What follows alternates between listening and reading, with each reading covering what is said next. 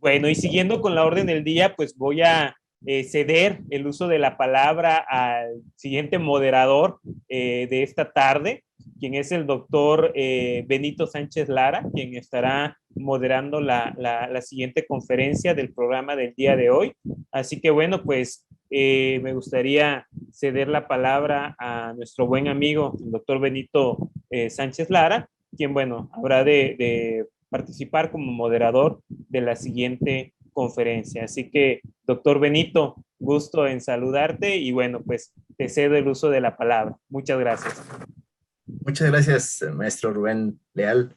Gracias, excelente conferencia la que nos impartió el Pérez Franco, por supuesto. Ahora continuamos con el programa del SILOC 2021. Doctor Cedillo, ¿tienes algo que comentar antes de empezar con esta otra magnífica conferencia? Muchas gracias, doctor Benito. No, simplemente quiero, para información de todos los asistentes, informarles que el doctor Benito Sánchez, bueno, él es uno de los expresidentes de la Asociación Mexicana de Logística y Cadena de Suministro, profesor de la Facultad de Ingeniería de la Universidad Nacional Autónoma de México. Es para nosotros pues un orgullo contar con él como miembro de la ML y bueno, esta tarde como moderador. Sin duda, pues también contar con la presencia, como ya bien lo comentabas, doctor Sánchez, con la presencia del doctor Christopher Mejía, quien en este momento pues está por ahí conectándose. Y pues antes de despedirme, yo quiero saludarlo porque la verdad es que le tenemos mucho aprecio al doctor Mejía y sobre todo pues también quiero darle las gracias por aceptar estar en el CILOC. Así que sin más, pues doctor Benito, te dejo la palabra para que presentes aquí a nuestro buen amigo el doctor Christopher Mejía. Gracias, doctor Cedillo. Bueno, me es muy grato dar la bienvenida al doctor Christopher Mejía Arguenta, que nos platicará. La conferencia se denomina Nano Stores, la logística del comercio de barrio y el desafío de la nueva normalidad. Le doy la bienvenida al doctor Mejía y voy a permitirme leer una semblanza breve del doctor Mejía, aunque entendemos que es amplísima, pero esta es solamente parte de su currículum y de su vida, ¿no? El doctor Christopher Mejía Arguenta es Research Scientist en el Centro de Transporte y Logística del MIT en Estados Unidos. Es director y fundador del MIT Food and Retail Operation Lab, Harold, donde desarrolla investigación aplicada para mejorar el desempeño de las cadenas de suministro, del comercio minorista, crea soluciones logísticas basadas en la evolución del consumidor final que hacen frente al problema de la inseguridad alimentaria y al desperdicio de alimentos, desarrollando mecanismos de intervención y creando cadenas de suministro agrícolas más innovadoras. También es director de la red Meat Scale para América Latina y el Caribe, así como del Meat CG Log Program. Tiene más de 13 años de experiencia, tiempo durante el cual ha resuelto problemas logísticos en más de 15 países en 4 continentes distintos. Es editor y autor de 4 libros sobre cadenas de suministro en mercados emergentes y ha publicado decenas de proyectos industriales para organismos internacionales. Cuenta con un doctorado y una maestría en ingeniería industrial por parte del Tecnológico de Monterrey, de donde se graduó como mejor promedio de posgrado. Ha trabajado como investigador para la Universidad Tecnológica de Eindhoven, Países Bajos, el Centro Latinoamericano de Innovación en Logística, Colombia, y el Hewlett Packard Laboratories, en Estados Unidos. Muy bien, muy bienvenido, doctor Mejía. Un gusto saludarlo. Bienvenido al CILOG y el foro es suyo, doctor. Muchísimas gracias. ¿Se me escucha, verdad? Completamente, doctor. Perfecto. No, pues muchísimas gracias, primero que nada, la invitación del doctor Gastón Cedillo. Muchísimas gracias, doctor Benito, un placer conocerlo. Y veo por aquí algunos nombres conocidos también por aquí. Muchas gracias a todos por la organización y del evento internacional y también por el espacio. Bueno, me voy a permitir compartir la pantalla. Dame un segundito, debería de estar funcionando ya, ¿cierto? Perfecto. Bueno, pues el día de hoy les voy a estar haciendo un mega resumen, digamos, de uno de los temas que más me apasiona trabajar, que es todo el tema de los nanostores, que no son otra cosa que los changarritos, las tienditas de esquina, las tienditas de barrios, y tenemos gente de otros países, de Perú, las bodegas, los kioscos, creo que en Chile les llaman almacenes, etcétera, ¿no? Entonces, un placer acompañarlos y les voy a tratar de resumir mucho lo que estoy trabajando en esto. Lamentablemente, por el tiempo, quiero, digamos, dedicarme a explicar un par de proyectos únicamente, pero creo que eso les puede dar una buena idea del potencial tan grande que existe, ¿no? Entonces, bueno, déjenme ir a la siguiente diapositiva. Básicamente, lo que el día de hoy quiero que se lleven son respuesta a estas 4 preguntas, ¿no? La primera de ellas es, ¿por qué hablamos de que las tiendas de barrio o las tienditas son importantes para los mercados emergentes, para la logística? Esa es la primera. La segunda es, ¿cuáles son los efectos que podemos ver en el congestionamiento que cada vez crece más y cómo la simetría de las ciudades puede impactar también las operaciones logísticas? La tercera pregunta que quiero que respondan el día de hoy es, ¿cómo las empresas pueden prepararse para los retos futuros, sobre todo cuando tienen que manejar una diversidad grande de productos dentro de los portafolios, sobre todo cuando les toca servir a tiendas de esquina o incluso a otro tipo de comercio minorista?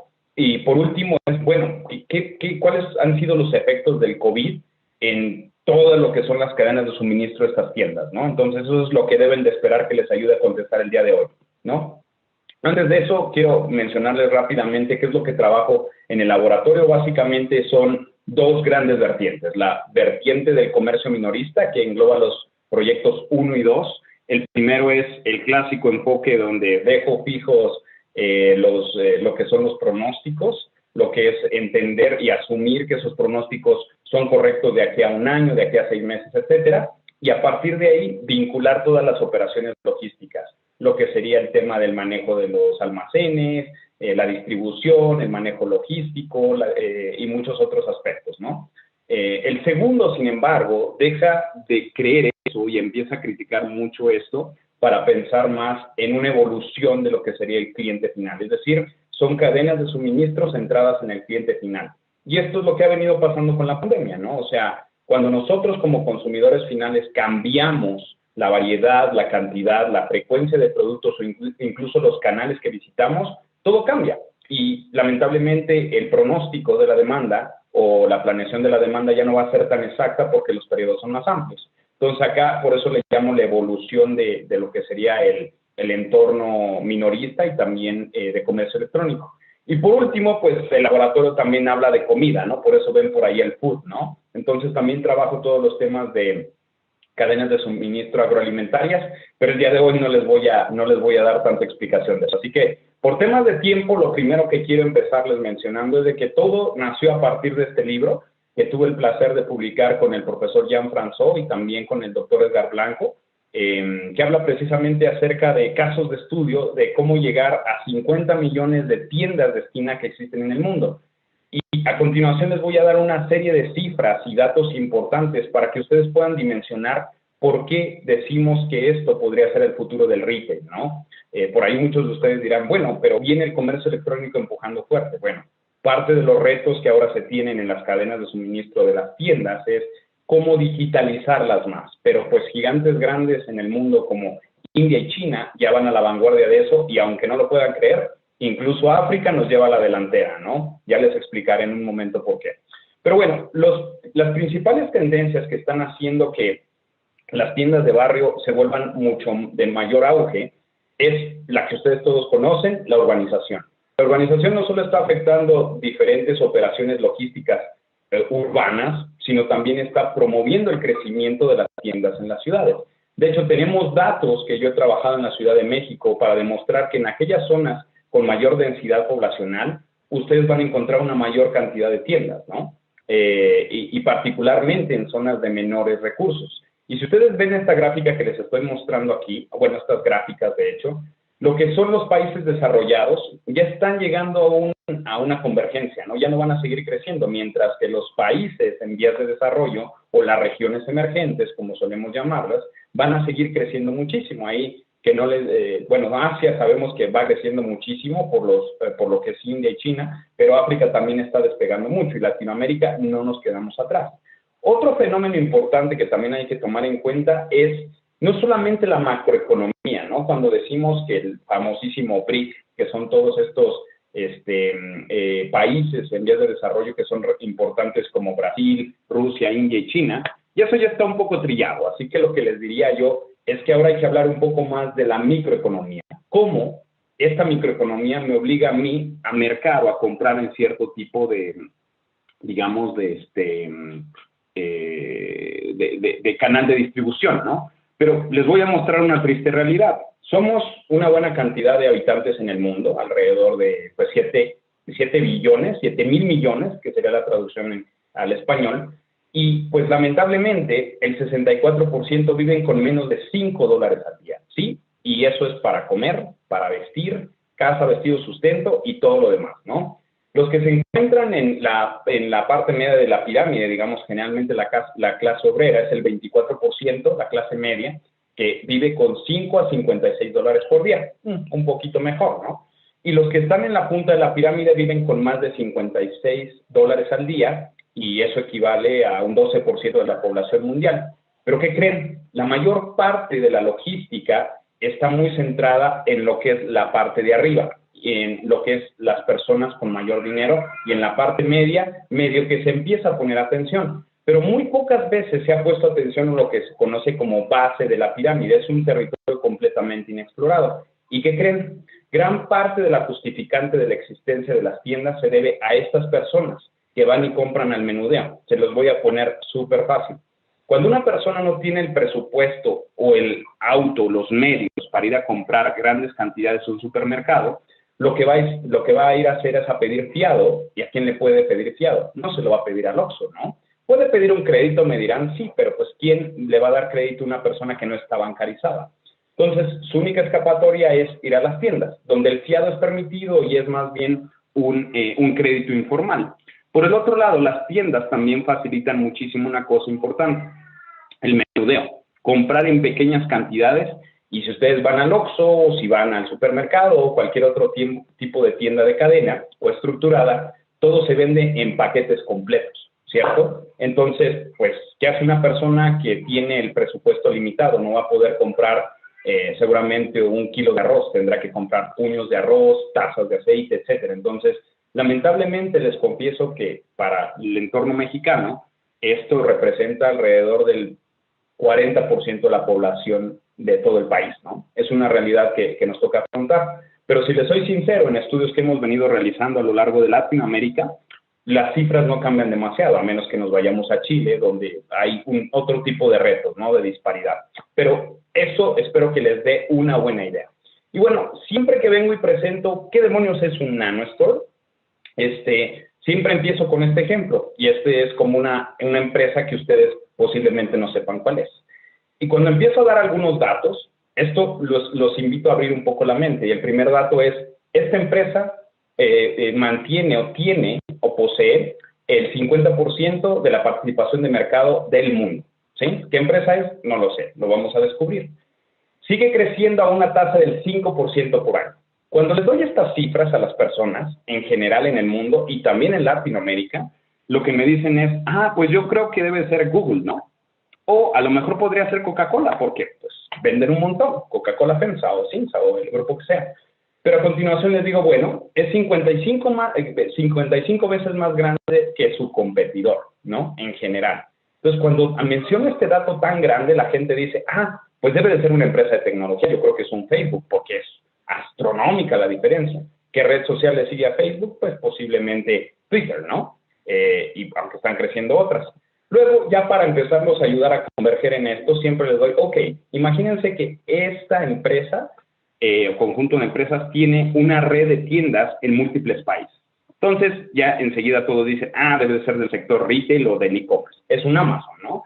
Pero hasta el momento todo el mundo tiene en su cabeza este tipo de empresa, súper compleja, con muchos racks, con muchas operaciones logísticas, y digo, por las cifras que les mencioné, ¿quién no pensaría eso?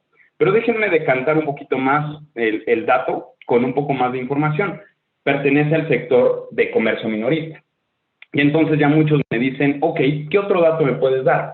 Emplea al 45% de personas en el sector.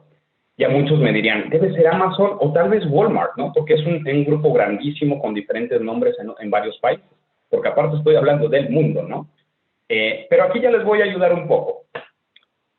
Sirve al más del 60% de la población que que puede vivir con menos de $5 al día. En cada tienda ustedes se encuentran entre 100 y 200 SKUs y no más. Ya cuando les digo esto, pues bueno, así es como se representan. ¿Y qué crees? Pues ¿qué creen? Esto es precisamente un mapa sacado del DNUE, de nuestro INEGI, y pues este es el tipo de negocio del que hablo, ¿sí? ¿Y qué creen? Pues estos negocios tienen de todo. Tienen logística, tienen cadena de suministro, tienen operaciones de merchandising, tienen operaciones de venta, etcétera. Entonces, al final de cuentas, siguen siendo empresas importantes a ser consideradas. Y por las cifras que les acabo de mencionar, espero que ya alcancen a darse cuenta de que, pues, son muy importantes para el Producto Interno Bruto de cualquier país y para la economía del mundo. No solamente por digamos, la empleabilidad que generan, sino por todos los impactos de traer comida o diferentes productos esenciales para las personas, ¿no? Especialmente para las personas que más lo necesitan. Pero entonces, ¿por qué son importantes o por qué vale la pena hablar de ellas desde el punto de vista logístico? Bueno, a nivel de mercados emergentes, como pueden ver en la gráfica de abajo, pues nosotros en Latinoamérica tenemos una presencia de este canal que también se le suele llamar canal tradicional en un 50%. Pero esto puede crecer muchísimo si nos movemos a Asia-Pacífico, si nos movemos a África o al Medio Oriente. De hecho, en Bolivia, la participación de mercado de este canal representa alrededor de un 80%. En el caso de India, representa el 95% y tiene 12 millones de tiendas de esquina, ¿no?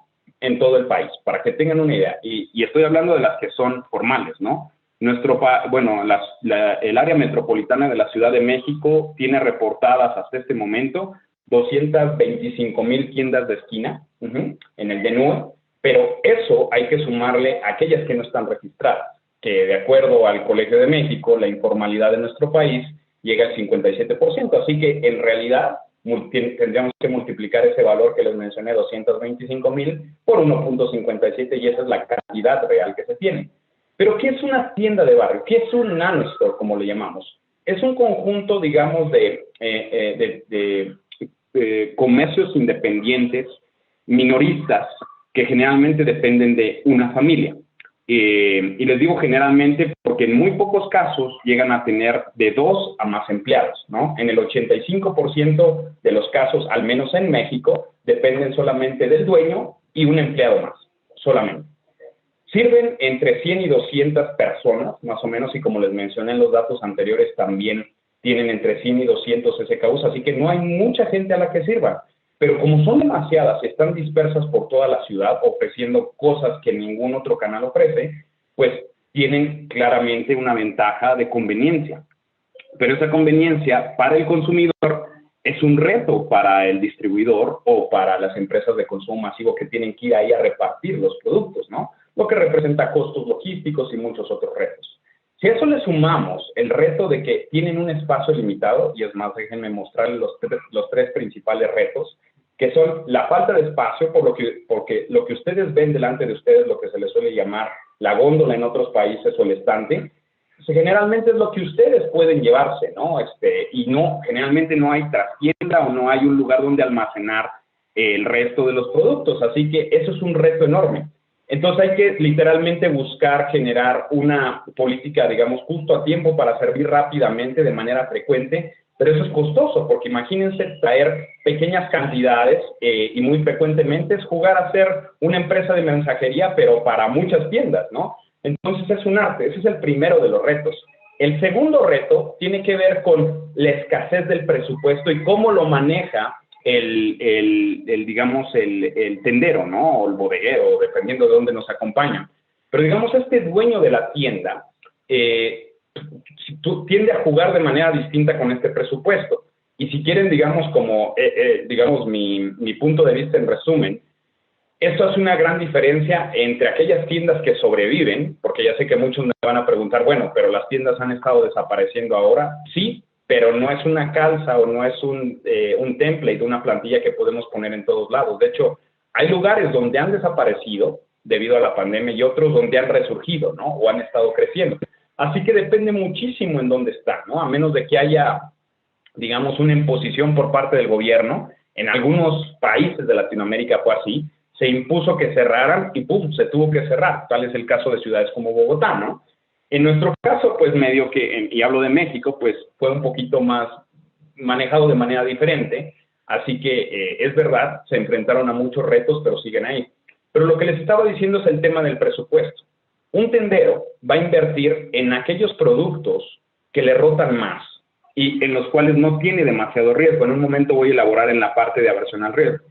Pero hablando del presupuesto, piensen ustedes que tienen un dinero limitado, que una parte tiene que ir para su familia, para su subsistencia, porque estas no son empresas for profit, no son para hacerse más ricas necesariamente. La mayoría de los tenderos que hemos encuestado en todo el mundo nos dicen que lo hacen para mantenerse a flote y pagar sus gastos o los de su familia, darle una educación a sus hijos, etcétera, o mantenerse ellos a flote, ¿no? Entonces, el presupuesto que ellos realmente tienen para operar su tienda tiene que ser la resta o la sustracción de lo que ellos van a utilizar para tener a la mano para sus propios gastos y lo que están ingresando. Así que ese presupuesto que queda, ellos lo van a invertir en cosas que le rotan rápido, que no les representan un riesgo y que además ellos consideran que les va a dar un rédito no solamente rápido, sino también constante, ¿no? Entonces, naturalmente, si los productos que siempre han sido importantes para estas empresas, que son los productos de empresas de consumo masivo, que son snacks y muchas otras cosas, productos, digamos, de higiene personal y de limpieza, son los que van a introducir. Pero ahí ya empiezan a jugar otros factores. ¿Qué pasa si, por ejemplo, ya no voy a mencionar marcas, pero qué pasa si ya tenemos una marca de refresco muy reconocida, la otra entra? No necesariamente. ¿Por qué? Porque el tema del espacio empieza a jugar. ¿Qué pasa con el tema de las pastas de dientes, etcétera? Podría tener cabida si la marca, la otra, se vende a la par de la que están viniéndola a vender.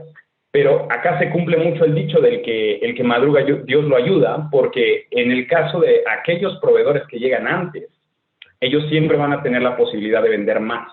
Y estos son estudios ya, digamos, comportamentales que se han venido realizando con cuasi experimentos que, entre otros, el profesor François y otros colegas han venido realizando. Pero hay mucho que hacer ahí, ¿no? Entonces, ahora sí déjenme pasar a la parte que a mí me parece más interesante, la aversión al riesgo. En general, los tenderos son muy pasivos tomando sus decisiones. Generalmente dejan que quien viene, digamos, de la empresa de consumo masivo sugiera cuántas son las cantidades que se deben de resurtir y generalmente repiten esa fórmula, ¿no? Pero también estudios han mostrado que la aversión al riesgo crece cuando hay productos que son más perecederos que otros. Entonces ya se imaginarán ahí cuando un tendero mete quesos, jamones o no se diga frutas y verduras, la aversión al riesgo va a crecer, porque ya tienen que estar más atentos a lo que va a suceder con el producto y esto representa costos logísticos muy grandes también. Esta es una de las razones, lamentablemente, por las que frutas y verduras no son necesariamente accesibles en algunos países, en particular en México. Hay algunas excepciones como en Perú y en Colombia, y de hecho, durante la pandemia esto cambió también un poquitín en México, porque algunos tenderos empezaron a ofrecer frutas y verduras, porque los focos de infección se dieron mucho en mercados de abastos. Entonces, pues, ¿a dónde se iba todo esto? Pues se dirigió a muchas de las tiendas con cierta digamos, propensión a este tipo de demanda, ¿no? Pero no es tampoco una regla. Entonces, hay mucho que se puede hacer ahí para empujar la alimentación saludable en las tiendas. Y por último, todo el mundo tiene la idea de que las tiendas van a desaparecer. Yo en modelos matemáticos, que aquí por temas de tiempo no voy a mostrar, pero yo les digo qué es lo que va a pasar. En los siguientes años las tiendas no van a desaparecer. ¿Por qué? Ya les había mencionado un dato importante, pero si pensamos en los productos de consumo masivo, siguen creciendo en un 5% anual, ¿no? Y representan del total de las ventas en mercados emergentes, el 45% de ellas se vende en las tienditas, ¿no? En ese sentido, si ustedes piensan por qué es importante para las empresas de consumo masivo mantener este canal, ahora me cambio a la gorra, digamos, financiera, tenemos que considerar muchísimo lo que está sucediendo ahí, ¿no? Y la inyección de flujo de efectivo es muy importante y eso es algo que también se tiene que manejar. Sin embargo, lo que ayuda acá a las empresas de consumo masivo es de que no le dan crédito a las tiendas. Entonces, el manejo de crédito es uno de los futuros interesantes para este sector. Entonces, espero ya con toda esta introducción haberles dado como una idea de por qué son importantes. Ahora me gustaría ya entrar en materia de lo que son algunos de los proyectos que están, digamos, en revisión actualmente por algunos pares evaluadores. Y el primero de ellos es hablar un poco del impacto de la congestión y la simetría en las operaciones de logística urbana para la entrega de mercancías a tiendas, ¿no?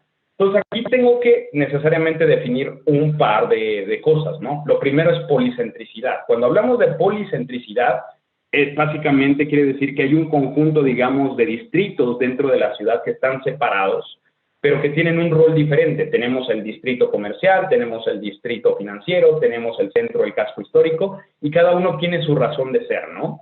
Y claramente cada uno tiene cierto tipo de productos que llegan a ellos o no. Es como, por ejemplo, en ciudades grandes, ustedes ya saben dónde ir a comprar productos eléctricos, a dónde poder ir a comprar buena comida, a dónde poder ir a hacer, digamos, todo el tema financiero, ¿no? Ya ustedes saben muy bien. Y no digo nombres de ciudades tampoco para que se empiecen a imaginar. Pero el otro tema es la simetría, y eso tiene que ver con los planes de ordenamiento territorial. Cuando no hay un plan adecuado o hay, digamos, un mal manejo, lo que sucede es que empieza a haber un crecimiento asimétrico en la ciudad. Las ciudades crecen más como para ciertos lados, por ejemplo, hacia los cerros, o se empiezan a volver como un poco difíciles de llegar a ellas por su forma y por el mismo tamaño, ¿no? Entonces, imagínense una mancha urbana que crece, digamos, como la película de La Mancha, así sin control, pues termina siendo un problema después logísticamente hablando, ¿no? Y ahí la pregunta clásica es, bueno, y en esos casos, ¿cuál es el efecto? ¿Cómo cambia para mí como empresa de consumo masivo, que es lo que vamos a tratar de responder aquí? ¿Qué debo de utilizar? ¿Una estrategia directa para servir desde mi centro de distribución sin pasar por plataformas de cross-docking? ¿O tengo que utilizar plataformas de cross-docking? Se van a sorprender de lo que vamos a ver. Entonces, palabras más, palabras menos, no voy a ahondar en esto, pero literalmente esto es como luz una traza urbana. Pueden tener diferentes centros, digamos, urbanos donde se realizan, digamos, todas las operaciones conectados por un conjunto de arterias, nodos y demás, digamos, conexiones, infraestructura. Y bueno, aquí viene la pregunta de cómo cambia una ciudad que es monocéntrica, que solamente tiene un centro histórico y no hay nada más, o un centro de operaciones, contra las que son policéntricas. Lo que sigue es el tema de conectividad, es decir, qué tanto influye la infraestructura que me conecta dos grandes urbes, digamos. Por ejemplo, pues ahora ya casi el Estado de México está completamente conectado con la Ciudad de México. ¿Cómo eso apoya o dificulta? Y el otro tema es la densificación, ¿no? ¿Cómo cambia mi demanda? Así que las preguntas de investigación que respondimos en este estudio son tres. Básicamente es, ¿cómo puedo definir una estrategia costo efectiva para llegar a las tiendas de barrio, considerando la congestión y otras características de las ciudades? Y pues la más específica es bajo qué condiciones elijo ir directo contra ir indirecto, y también cómo podemos observar cambios en esta decisión dependiendo la utilización de la infraestructura que tengo disponible, estas proporciones de costo-beneficio, la congestión y la asimetría o la simetría de la ciudad, ¿no? Entonces ahí les estoy mostrando, por cierto, en la parte de arriba, 3 fotos diferentes de un caso verídico de una empresa muy grande de e-commerce en India, en donde de hecho utilizamos esta metodología, pero no voy a mostrar estos datos por temas de confidencialidad. Pero como ven, cada ciudad es diferente, ¿no? Lo que es el área, digamos, de Nueva Delhi, que es lo que le conocen como el distrito capital, tiene como diferentes centros de distribución que son los verdecitos, y digamos hay que repartir a todos esos puntos, ¿no? Que claramente son como si fueran macronodos, ¿no? Mucha demanda.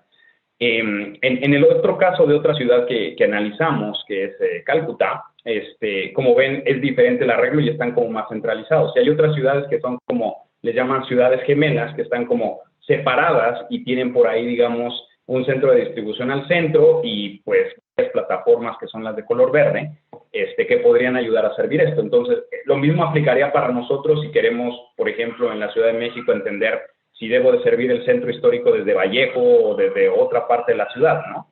Entonces, matemáticamente esto es pues realmente sencillo, porque esto es el clásico modelo de diseño de redes, ¿no? donde tengo un centro de distribución, tengo varios distritos que servir y tengo un conjunto de plataformas a través de las cuales puedo pasar.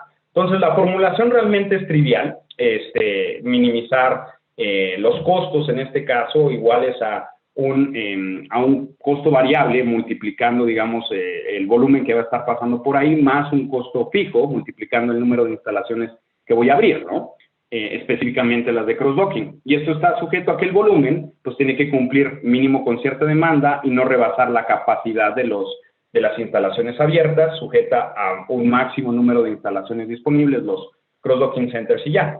Pero este inocente pequeñito se puede volver una bestia brutal cuando a esta función yo la vuelvo no lineal, ¿sí? Y fue realmente lo que hicimos. Lo que hicimos fue convertir esto en un Mixed Integer Non-Linear Programming Model, de tal manera que pudiéramos definir esta función dependiente de la asimetría y de la congestión de la ciudad. Lo llamamos un índice de inaccesibilidad a ciertas zonas, ¿no? Y la verdad es que es muy fácil de entender, porque piénsenlo como las matrices orígenes-destino, ¿no?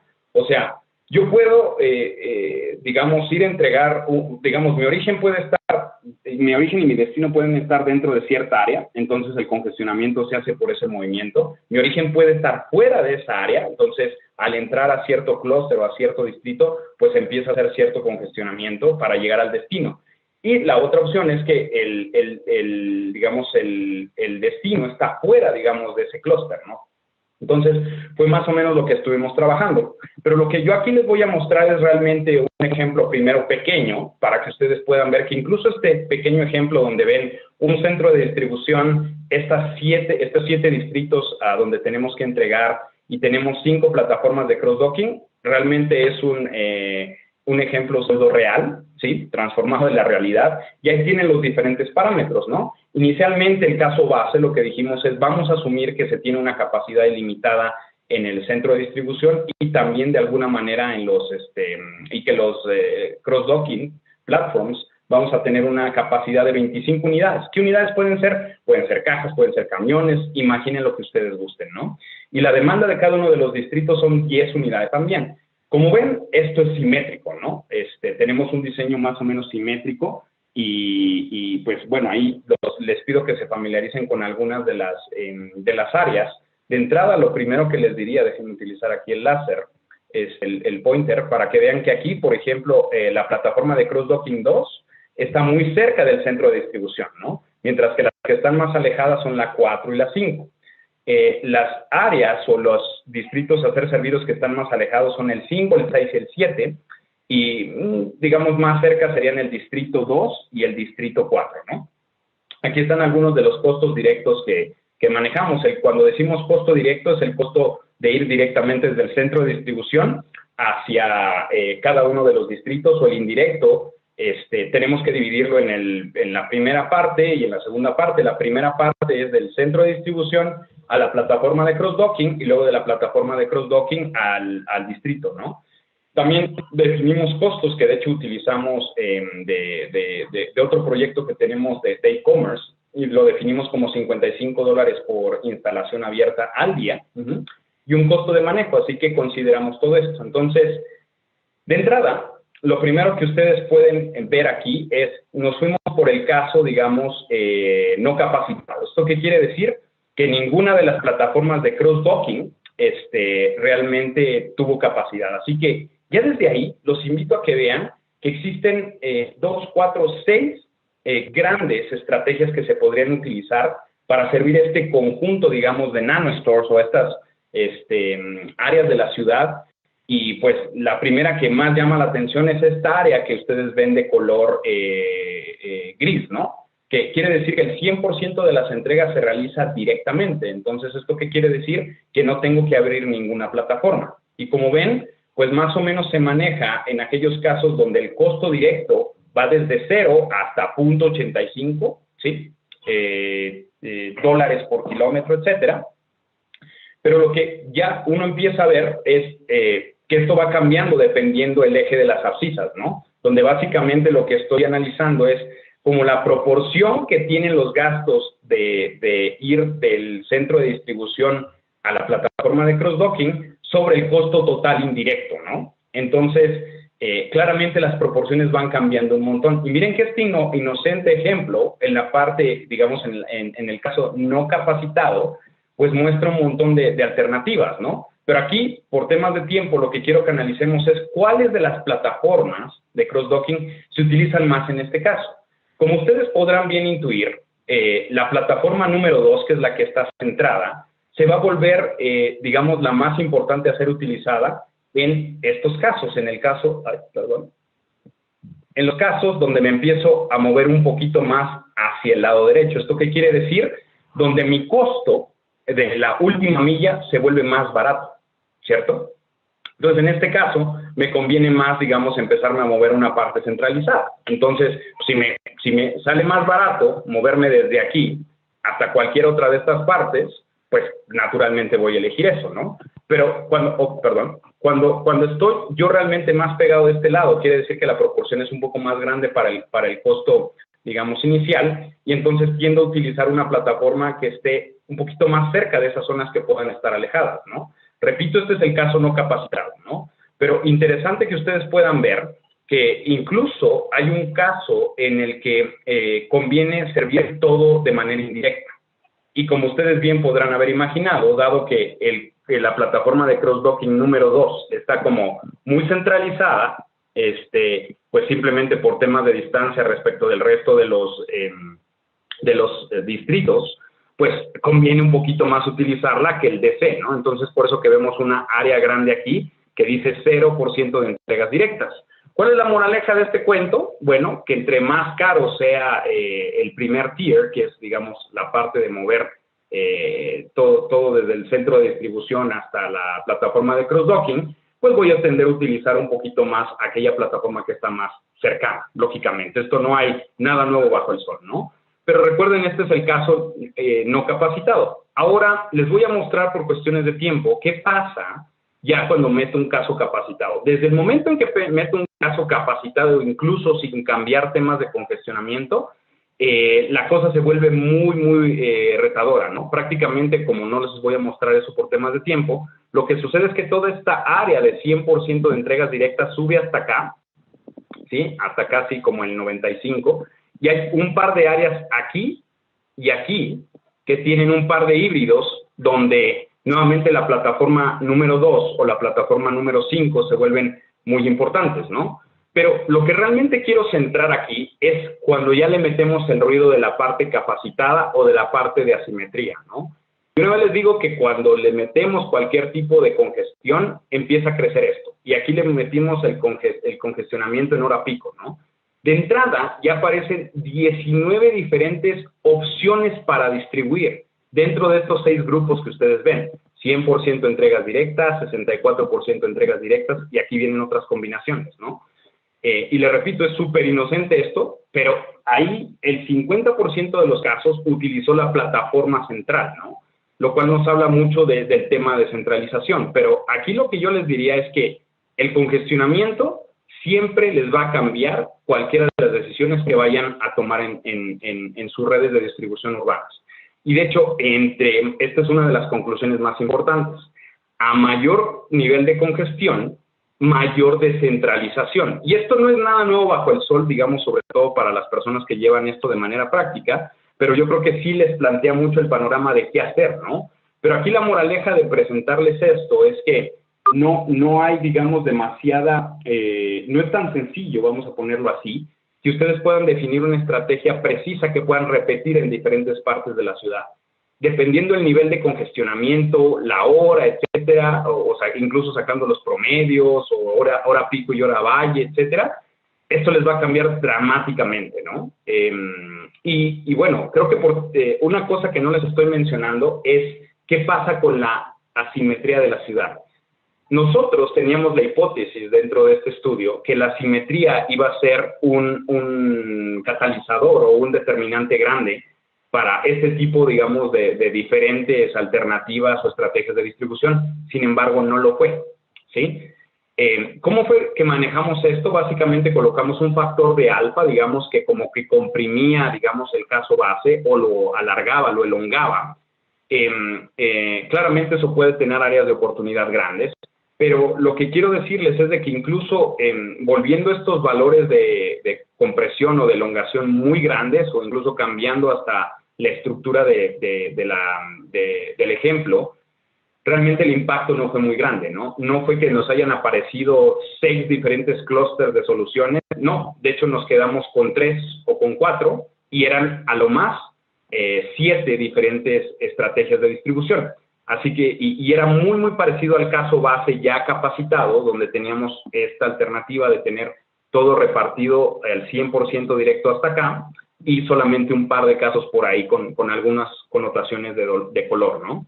Pero bueno, básicamente lo que quisiera, déjame quitar el láser, mencionar acá es de que en general, cuando hay una capacidad ilimitada, el congestionamiento no juega un rol, ¿sí? Prácticamente todo se va por una red centralizada, y es de alguna manera lo que les mostré anteriormente, ¿no? O sea, todo se va desde el DC o se va desde la plataforma número 2. Mientras que en el caso de congestionamiento ya va a variar mucho. Como les dije, el 50% de los casos se utilizaba. En el caso capacitado, básicamente, como ya les había mencionado, se va a depender más de unas entregas directas que en general se mostraron muy robustas, incluso con la simetría. Eso ya se los había mencionado. Pero esta es la parte importante, ¿no? La parte de la congestión, y yo creo que esto es lo importante. Si ustedes tienen mayores índices de congestión, ni lo piensen. Si tenemos gente de industria, mayores índices de congestión, que ustedes se van a meter a un área en la que tienen que repartir muchísimo y hay un mayor grado de congestión o una vialidad que es muy congestionada, posiblemente les convendría utilizar una plataforma de cross-docking, ¿no? Esa sería la recomendación práctica. ¿Por qué? Porque la congestión cambia por completo la red y hace que ustedes pierdan dinero, ¿no? Y cuando combinamos ambas cosas, asimetría y congestión, que tampoco les mostré, realmente el que sigue siendo el rey de esto es la congestión, ¿sí? Entonces terminan realizándose un mayor número de entregas, naturalmente, pero al final de cuentas el driver sigue siendo la congestión. Esos serían como los takeaways o las lecciones aprendidas de esto de manera práctica. De manera metodológica, claramente lo que hicimos fue trabajar resolver, digamos, este tipo de programación utilizando métodos para programación entera mixta, no lineal, y seguramente lo que no hemos explotado aún y es un área de oportunidad es trabajar con algoritmos exactos para resolverlo, ¿no? Por el tamaño. Sin embargo, algo que ya estamos empezando a trabajar son heurísticos para recoger esa granularidad de ir, digamos, a cada una de las tiendas, que es parte de lo que queremos lograr. Aquí lo que les mostré fue como clústeres grandes de tiendas, pero hacia allá vamos, ¿no? Y bueno, esto es como una especie de mito. La mayoría de veces decimos que lo que es los costos de última milla son los más importantes. A eso le pusimos un pero, ¿no? En realidad sí, pero tienes que considerar los costos de atención directa y otros factores, ¿no? Como lo ven la capacidad, los costos de manejo, así que no siempre los costos de última milla, así de manera miope, son la última solución. Y bueno, el segundo proyecto que les quiero hablar en los siguientes minutos es cómo incorporar estas restricciones de compatibilidad en el tradicional problema de ruteo de vehículos, ¿no? Para servir tiendas de barrio o en general zonas urbanas. Y no solamente tiendas de barrio, o sea, puede ser cualquier tipo de cliente, ¿no? Incluso hasta clientes finales. Porque este es un tema importante. El futuro, como les decía, va a depender de portafolios de productos más combinados, más variados. ¿Esto qué implica? Que vamos a tener que llevar una diversidad de productos más grande en la carga, y no todos los productos son compatibles unos con otros, o incluso los productos pueden no ser compatibles con cierto tipo de carga. Y esto, pues, cuando yo mezclo productos que no deben de ir juntos, pues caigo en una cosa que se llama contaminación cruzada, y violo los principios de seguridad, de inocuidad, digamos, alimentaria en muchos casos. Entonces, esto, como ustedes pueden ver ahí en las cifras, es súper costoso. Al menos en Estados Unidos estas cifras nos muestran que una de estas, digamos, recalls o llamadas, digamos, de vuelta, para devolver o regresar todos estos productos puede costar entre 10 millones a 100 millones, ¿no? Y esto no nada más pasa, por cierto, en comida, ¿no? O sea, también puede pasar con juguetes contaminados y muchas otras cosas. Pero estos son los costos directos. Cuando hablamos del resto de los costos, hablamos de las pérdidas de ventas que un daño de imagen provoca, ¿no? Y esto pues puede ser bastante costoso. Incluso dejen ustedes de lado el costo, también se pueden perder vidas, ¿no? Porque mucha gente puede ser alérgica a este tipo de productos y pues, no sé, a mí me llegó a pasar y confieso que fue una de las razones por las que empecé este proyecto. A mí alguna vez cuando viví en Colombia me llegó un cereal con sabor a detergente. Entonces yo me pregunté por qué pasa eso. Y pues es porque pues las economías de escala te dicen que tienes que meter de todo ahí, pero pues hay que hacerlo de manera consciente, ¿no? Productos de limpieza del hogar pues no deben de combinarse con productos alimenticios, en fin.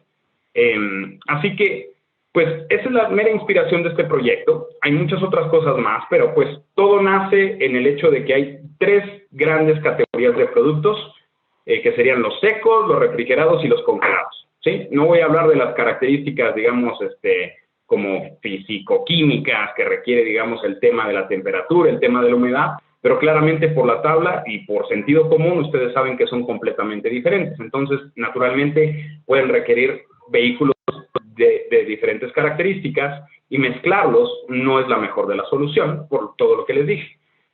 En la realidad, empíricamente se utilizan reglas de oro, digamos, que es, como les dije, no mezclar productos de limpieza con comida, no mezclar productos de higiene personal con polvos o cosas así, o bueno, afortunadamente ahorita estoy en México, pero en Estados Unidos este polvo de huevo es muy común, pero eso puede tener alergenos que también pueden, pues, lamentablemente hacer que alguien fallezca, ¿no? Entonces, es sobre todo los que son alérgicos al gluten.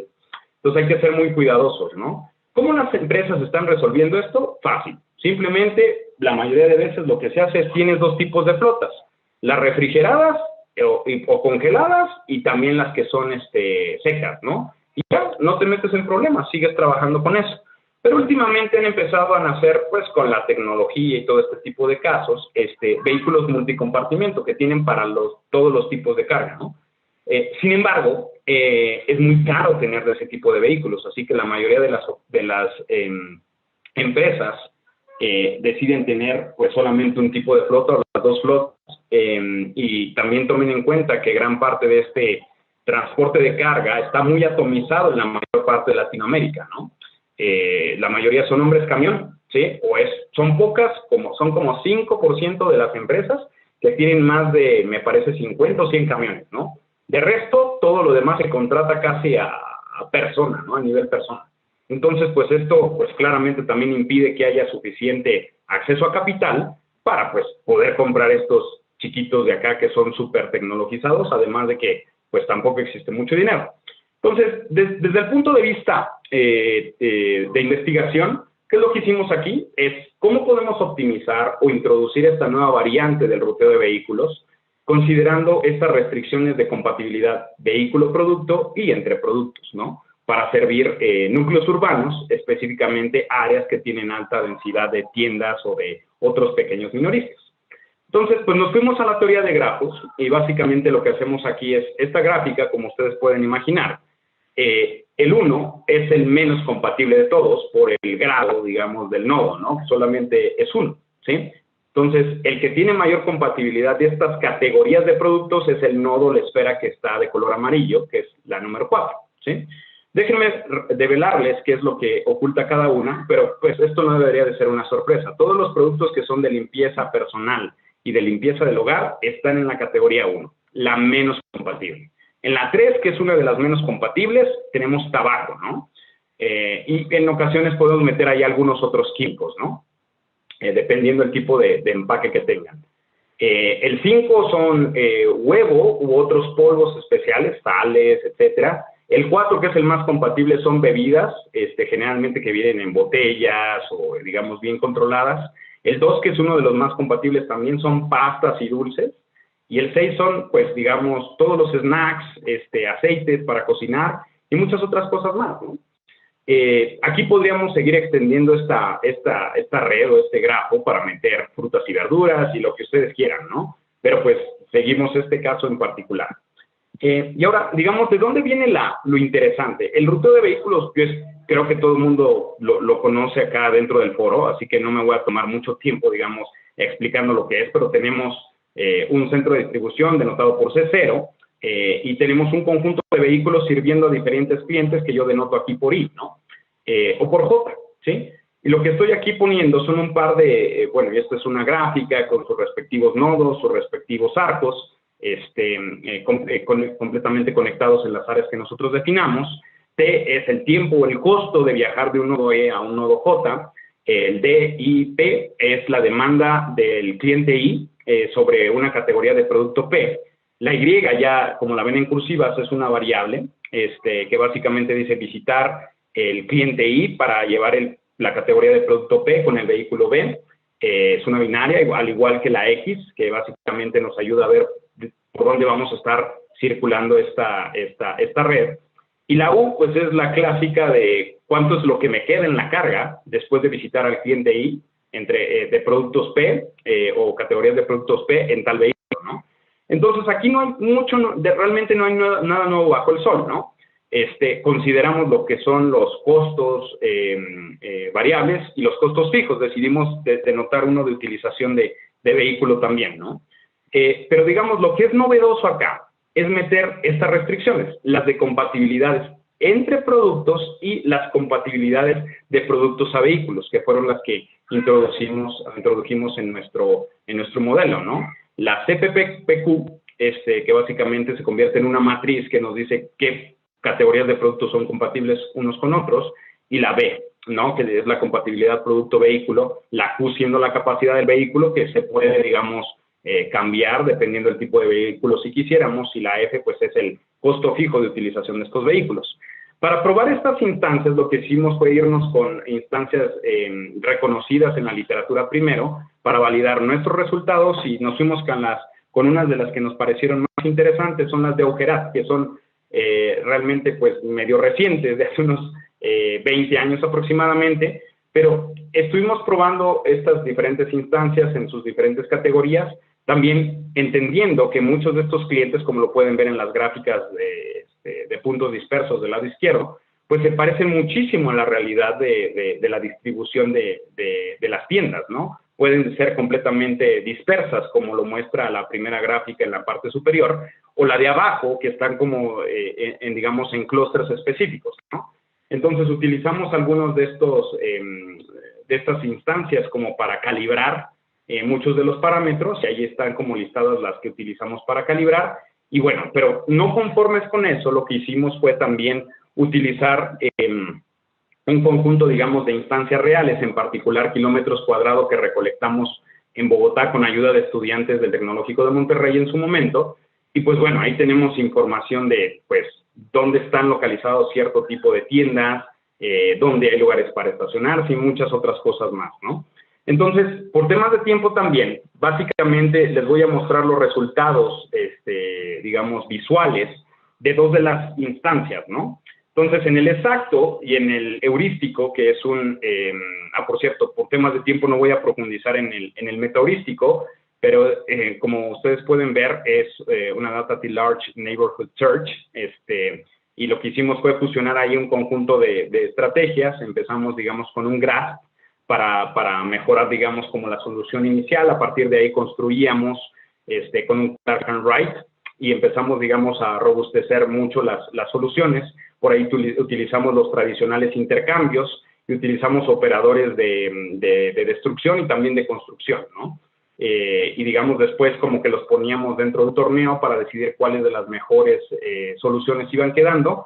Y pues bueno, la verdad es que como van a ver, los tiempos de cómputo pues mejoraron diametralmente, o sea, en algunos casos como unas 5 instancias, no se podían incluso resolver a optimalidad por el tamaño, incluso en supercomputadores que estamos utilizando, y el heurístico los logró resolver, ¿no? En menos de 1 hora, de hecho.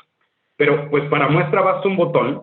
Como ustedes pueden ver, las diferencias entre el exacto y el heurístico es de que en general el heurístico tiende a compactar muchísimo más las soluciones. Incluso cuando comparamos la ruta número 3, aquí se ve que hay unos cambios, digamos. Hay algunas de estas rutas que, por cierto, son similares a las que pueden ver en la parte de abajo, pero con estos cambios logramos obtener una mejora del 6.5% en costos.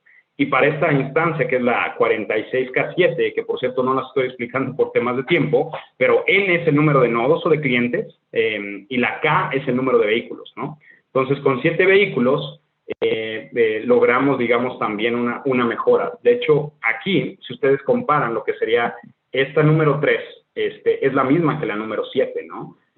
Pero algunos de los otros cambios que son bastante notables es la 5, en la ruta 5 hubo una mejora, ¿no? Ya no tuvo que darse toda esta vuelta, sino que decidió hacer algunos intercambios con otras rutas y eso llevó una mejora del 9.3%, ¿sí?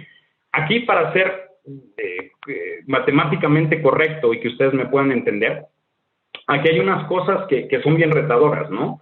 Porque imagínense que es un BRP pero multiplicado, ¿no? Para que tengan una idea, porque por cada vez que yo meto un producto, en este caso 6 productos, la complejidad va a aumentar tremendamente.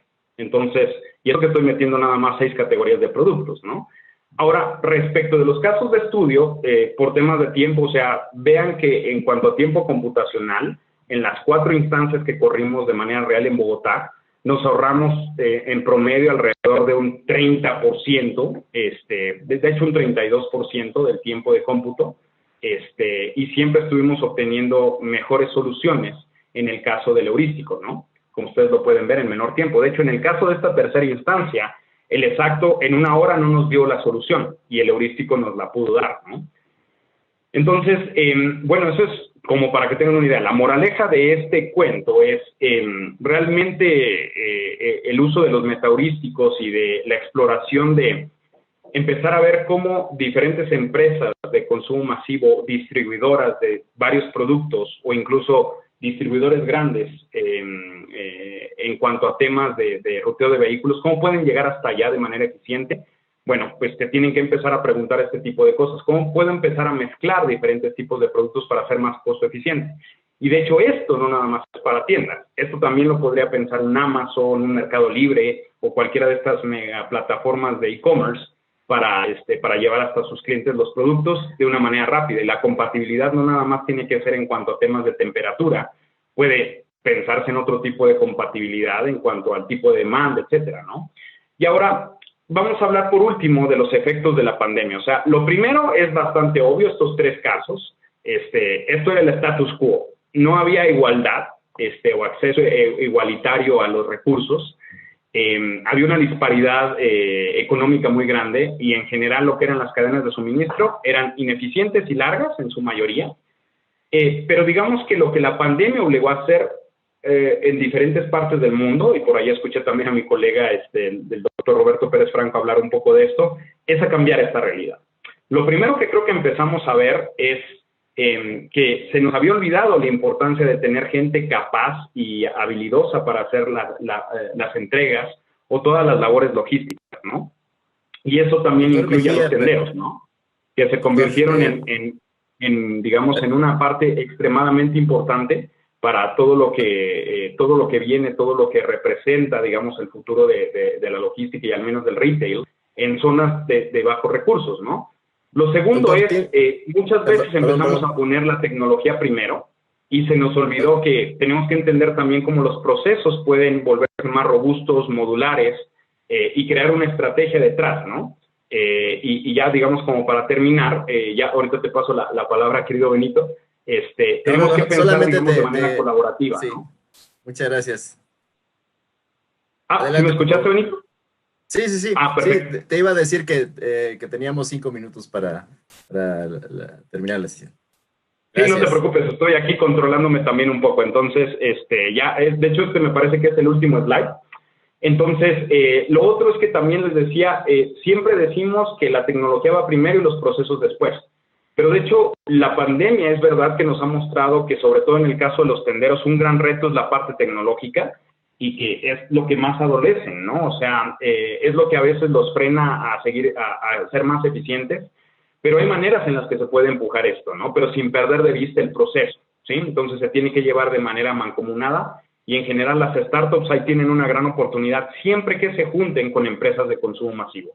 Y lo último es que lamentablemente hay muy pocas estrategias colaborativas, digamos, basadas en datos para tomar política pública, para realizar política pública o también, digamos, empujar decisiones desde el privado, ¿no? Entonces, esa es una gran área de oportunidad. Y aunque hay, digamos, ciertas excepciones, por ejemplo, los proyectos del doctor Gastón Cedillo, como el Logistics Lab, que ha logrado, digamos, un poquito la parte de política pública y academia bien llevada a cabo junto con la decisión de las empresas, hay mucho más que hacer, ¿no? Es simplemente un inicio y hay mucho más que calibrar. Y pues bueno, no sé si alcanzaron a ver aquí esto, pero lo que les mostraba en este video es que imagínense que cada una de estas es una empresa o incluso sus familias que se están mudando dentro de las ciudades, ¿no? Si estas fueran las tiendas que aparecen y desaparecen, nadie le está poniendo atención a eso, ¿sí? Hasta ahora, después de la pandemia, porque esto cambia la estrategia logística por completo, ¿no? Entonces puede terminar siendo un problema. Entonces muchos se preguntan, bueno, ¿pero qué pasó con la pandemia? Bueno, antes de la pandemia, esto era lo que pasaba con la adopción tecnológica en las tiendas, ¿no?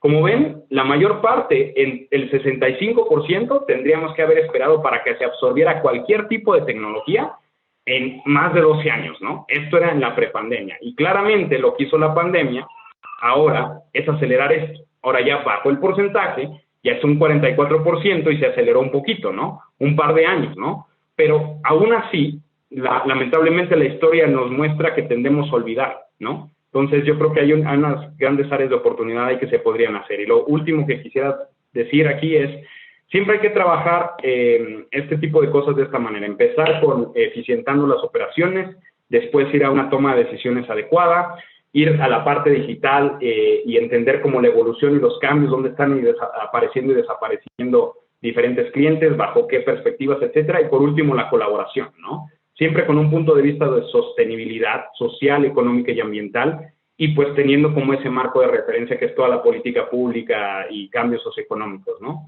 Entonces, como conclusión, básicamente las tiendas están aquí para quedarse porque el futuro luce pequeño y con cadenas de suministro cortas. La compatibilidad es muy importante para lograr economías de escala, especialmente si ustedes quieren pensar en distribuidores que sean negocio a negocio, que sean no exclusivos, y además como para enfrentar este futuro tecnológico y de comercio electrónico. Y pues bueno, la ventaja competitiva de todo esto al final de cuentas es empezar a trabajar no solamente en el vehicle routing problem, sino también en la parte de los estacionamientos, ¿no? Que cada vez se vuelven más escasos, y ponerle atención a los factores de congestión. Ya, sería eso. Muchísimas gracias. Espléndida conferencia, doctor Mejía. Por supuesto, es notorio que tienes mucho que decir. Ojalá este congreso hubiera estado diseñado para más tiempo. Sería espléndido tenerte más tiempo. Bueno, te agradecemos infinito tu participación a este congreso, el Congreso de Logística y Cadena de Suministro. Y bueno, no sé, doctor Cedillo, ¿tienes algo que comentar? No, simplemente quiero agradecerle nuevamente al doctor Mejía por habernos acompañado. Muchas gracias por todo lo que nos has dado, el conocimiento. Se has esclarecido muchas dudas que por ahí tenemos al respecto y sobre todo tu mensaje un poco retador, ¿no? De que hay muchas cosas que hacer y es una buena área pues para trabajar. Entonces, bueno, simplemente quisiera agradecerte nuevamente y pues mantenernos en contacto. La invitación es a que colaboremos, ¿no? Y que seguramente hay muchas cosas que hacer en la región. Perfecto, muchísimas gracias por la invitación. Que tengan buen resto de congreso todos. Aunque creo que la mía era la última hoy, ¿cierto? Cierto, vamos a dar unos anuncios y nada más ya. Gracias, sí. Gracias, chao. Doctor Mejía. Chao, gracias. Gracias, hasta luego. Bueno, gracias pues al doctor Mejía. Claro. Gracias al doctor Mejía, gracias a todos por su atención. Con esto cerramos la transmisión de hoy. Mañana los invitamos a conectarse y a empezar el día a las 9 de la mañana con la conferencia Comercio Internacional y Regionalización Global. Muchas gracias, muy buenas tardes.